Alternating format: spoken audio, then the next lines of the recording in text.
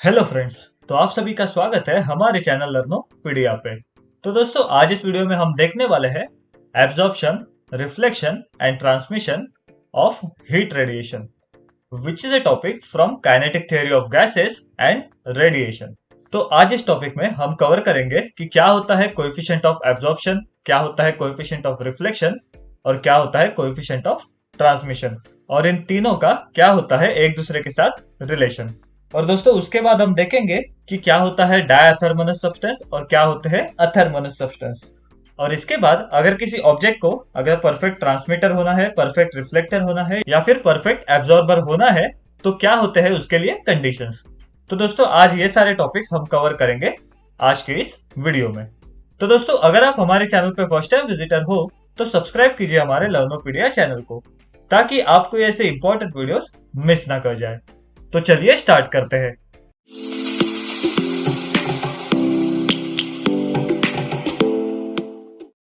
तो दोस्तों ये कोएफिशिएंट ऑफ एब्जॉर्प्शन, रिफ्लेक्शन और ट्रांसमिशन देखने से पहले पहले हम समझते हैं कि क्या होता है हीट रेडिएशन या फिर थर्मल रेडिएशन।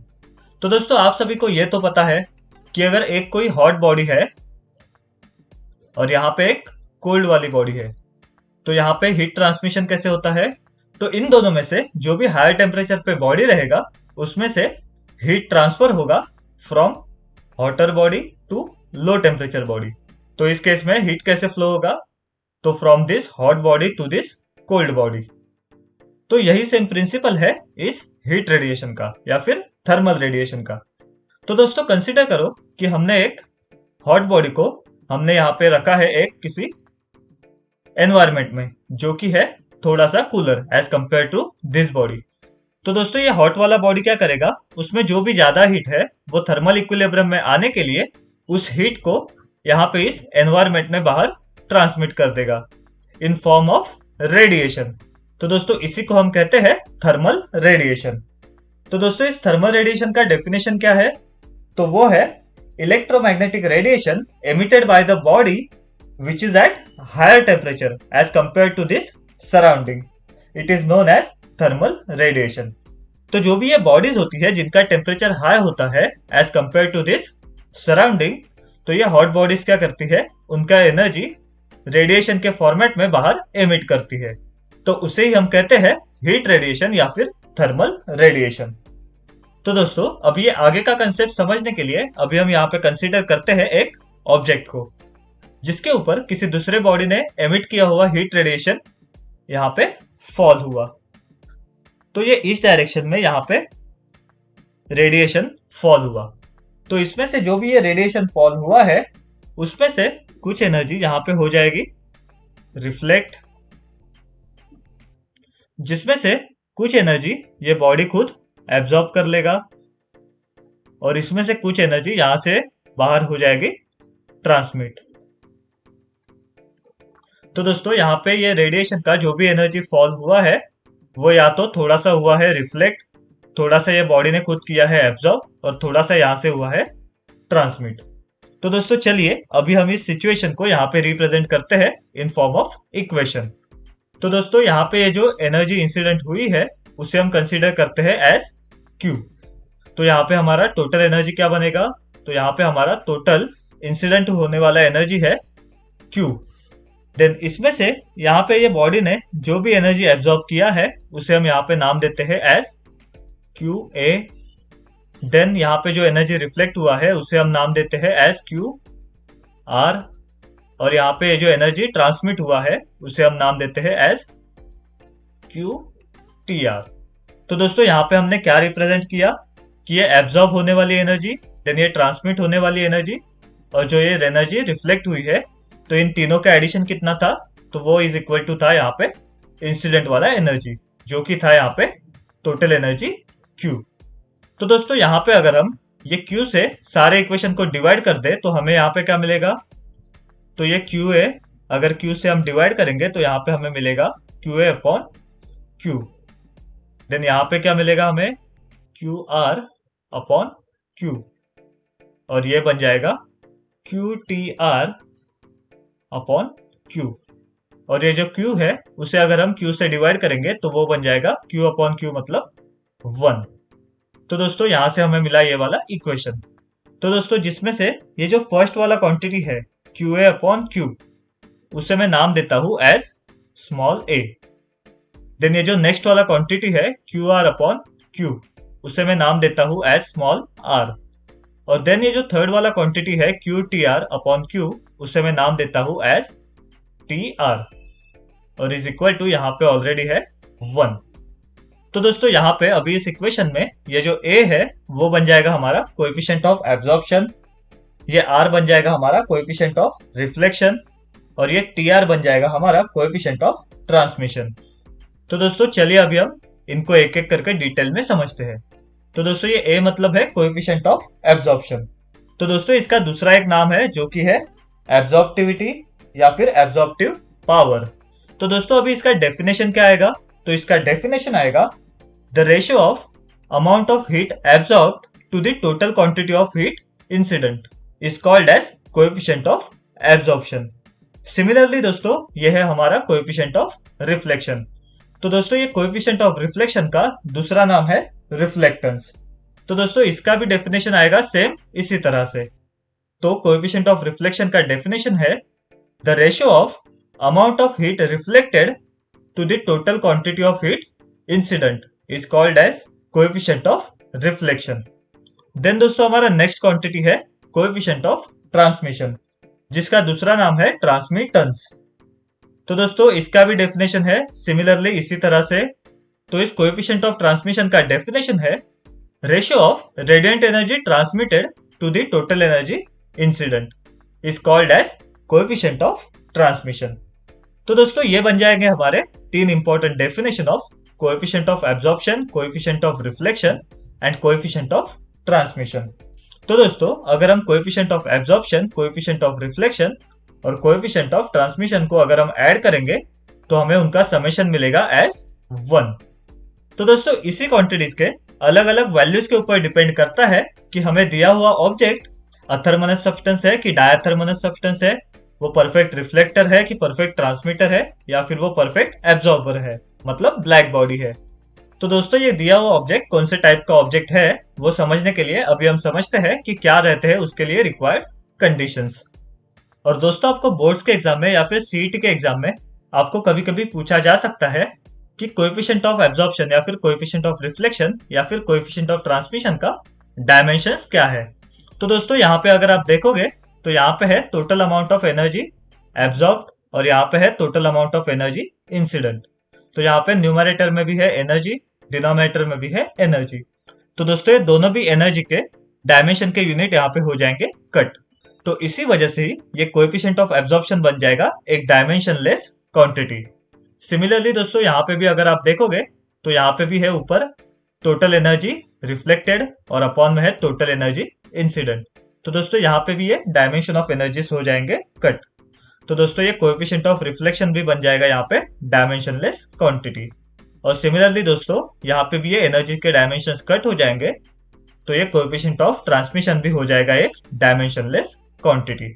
तो दोस्तों अगर आपको कभी भी एग्जाम में पूछा जा सकता है कि what is dimension of coefficient of absorption या फिर कोएफिशिएंट ऑफ रिफ्लेक्शन या फिर कोएफिशिएंट ऑफ ट्रांसमिशन, तो दोस्तों आपको याद रखना है कि ये तीनों भी है डायमेंशनलेस क्वांटिटीज। तो दोस्तों यहाँ पे आपके लिए एक खुश खबर है। तो ये सारे स्मॉल कंसेप्ट्स और सारे टॉपिक्स कंप्लीट करने के बाद अगर आपको पेपर्स की भी प्रैक्टिस करनी है तो हम आपके लिए लेके आए हैं ओसवाल के सैंपल पेपर्स। तो दोस्तों ये ओसवाल के सैंपल पेपर्स एक बहुत ही बढ़िया बुक है और दोस्तों personally I have gone through this book. तो मेरे हिसाब से तो ये one of the best book है for sample papers to practise board exam. तो दोस्तों इसमें आपको मिलेंगे हर एक सब्जेक्ट के 5-5 सैंपल पेपर्स और उसके साथ ही आपको मिलेगा इन सारे सैंपल पेपर्स का कंप्लीट डिटेल्ड सॉल्यूशन। तो दोस्तों इसमें से आप 4 से 5 सैंपल पेपर्स भी सॉल्व करते हो तो आपको एग्जैक्ट आइडिया आ जाएगा कि एग्जाम में किस टाइप के क्वेश्चंस पूछे जाते हैं, उनका डिफिकल्टी लेवल क्या होता है और आपके क्वेश्चन पेपर में से कौन से क्वेश्चंस को अटेम्प्ट करना है और कौन से क्वेश्चंस को ऑप्शन के लिए छोड़ देना है, उसका भी आपको एक रियल टाइम एक्सपीरियंस आ जाएगा। और दोस्तों आपको एग्जाम के दौरान ये सारा पेपर सॉल्व करते वक्त आपके टाइम को कैसे मैनेज करना है उसका भी आइडिया आ जाएगा। तो ये बहुत ही हेल्पफुल बुक है फॉर योर बोर्ड्स एग्जाम। तो दोस्तों अगर आपको भी ये बुक बाय करना है तो ये बुक बाय करने का लिंक आपको मिल जाएगा डिस्क्रिप्शन बॉक्स में। तो चलिए इसके बाद अभी हम देखते हैं हमारा आगे वाला कंसेप्ट। तो दोस्तों अभी तक हमने ये वाला फॉर्मूला देखा है जो कि है a plus R plus T R is equal to 1। तो दोस्तों अभी हम देखते हैं हमारा फर्स्ट वाला कंडीशन। तो दोस्तों इस कंडीशन में समझो अगर यहाँ पे ये Q वाला एनर्जी यहाँ पे इंसिडेंट हुआ, बट वो एनर्जी में से इस ऑब्जेक्ट ने कुछ भी एनर्जी एब्जॉर्ब नहीं किया। तो इसने कोई भी एनर्जी एब्जॉर्ब नहीं किया, तो हमारा ये एब्जॉर्प्शन का मतलब ये कोएफिशिएंट ऑफ एब्जॉर्प्शन बन जाएगा यहाँ पे 0। देन इस एनर्जी में से कुछ भी एनर्जी यहाँ पे रिफ्लेक्ट भी नहीं हुआ। तो अगर कुछ भी एनर्जी रिफ्लेक्ट नहीं होता है तो हमारा कोएफिशिएंट ऑफ रिफ्लेक्शन भी बन जाएगा 0। तो दोस्तों अभी कुछ भी एनर्जी एब्जॉर्ब भी नहीं हुआ, कुछ एनर्जी रिफ्लेक्ट भी नहीं हुआ, तो इसी का मतलब क्या रहेगा कि जो भी एनर्जी यहाँ पे इंसिडेंट हुआ है वो डायरेक्टली इस ऑब्जेक्ट से यहाँ से पास आउट हो गया, मतलब यहाँ पे ट्रांसमिट हो गया। तो दोस्तों इस केस में अभी हमें क्या मिलेगा, अगर ये भी 0 है ये भी 0 है तो हमारा अभी फाइनल आंसर क्या बनेगा, तो यहाँ पे हमारा ये इक्वेशन के हिसाब से फाइनल आंसर आएगा T R is equal to 1। तो दोस्तों अगर किसी केस में अगर बॉडी कुछ भी एब्जॉर्ब भी नहीं करता है और कुछ एनर्जी रिफ्लेक्ट भी नहीं करता है तो पूरा एनर्जी हो जाएगा यहाँ से ट्रांसमिट, जिस केस में हमारा टी आर का वैल्यू बन जाएगा 1। तो दोस्तों इसी का मतलब है जब ये टी आर का वैल्यू रहेगा इज इक्वल टू 1 तो ये बॉडी रहेगा परफेक्ट ट्रांसमीटर, क्योंकि ये बॉडी सारा का सारा एनर्जी यहाँ पे कर रहा है ट्रांसमिट। इसीलिए ये T R is equal to 1 वाले केस में ये बॉडी बनेगा परफेक्ट ट्रांसमीटर। और दोस्तों इसे हम ये भी कह सकते हैं कि this object is completely transparent to the radiation. क्या कह सकते हैं कि this object is perfectly transparent to this radiation. तो दोस्तों ये हो गया हमारा फर्स्ट वाला केस जिसमें हमारा a और r का वैल्यू है 0, तो हमारा टी आर का वैल्यू आ गया 1। देन इसके बाद अभी हम देखते हैं हमारा नेक्स्ट केस। देन दोस्तों हमारा नेक्स्ट केस है अगर यहां से Q वाला एनर्जी इंसिडेंट हुआ बट उसमें से इस बॉडी ने कुछ भी एनर्जी एब्जॉर्ब नहीं किया, तो यहाँ पे हमारा a का वैल्यू बन जाएगा 0। देन इस बॉडी में ये वाले में से कुछ भी एनर्जी यहाँ पे ट्रांसमिट भी नहीं किया, तो यहाँ पे हमारा टी आर का वैल्यू भी बन जाएगा 0। तो दोस्तों अभी इस केस में अगर एनर्जी एब्जॉर्ब भी नहीं होता है और एनर्जी ट्रांसमिट भी नहीं होता है तो ये एनर्जी क्या हो जाएगा, तो ये सारा का सारा एनर्जी यहाँ पे हो जाएगा रिफ्लेक्ट।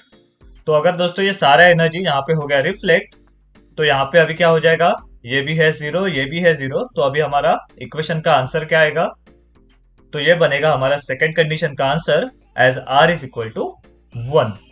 तो दोस्तों जब ये r इज इक्वल टू 1 वाला केस आएगा तो ये बॉडी कुछ भी एनर्जी ट्रांसमिट भी नहीं करेगा और कुछ एनर्जी एब्जॉर्ब भी नहीं करेगा। तो इस केस में ये बॉडी क्या करेगा, सारा का सारा एनर्जी यहाँ पे रिफ्लेक्ट करेगा। तो दोस्तों इसी के लिए हम इस केस में इस बॉडी को कहेंगे परफेक्ट रिफ्लेक्टर। तो दोस्तों जब ये r का वैल्यू रहेगा 1 तो ये बॉडी बन जाएगा हमारा परफेक्ट रिफ्लेक्टर। देन इसके बाद दोस्तों अभी हम देखते हैं हमारा नेक्स्ट वाला केस। देन दोस्तों हमारा नेक्स्ट केस है अगर यहाँ पे इस बॉडी पे ये Q वाला एनर्जी इंसिडेंट होता है और वो बॉडी यहाँ से कुछ भी एनर्जी रिफ्लेक्ट नहीं करता है और ये बॉडी यहाँ से कुछ भी एनर्जी ट्रांसमिट नहीं करता है, तो उस केस में क्या बनेगा, तो यहाँ पे कुछ भी एनर्जी ट्रांसमिट नहीं किया तो ये टी आर का वैल्यू बन जाएगा 0।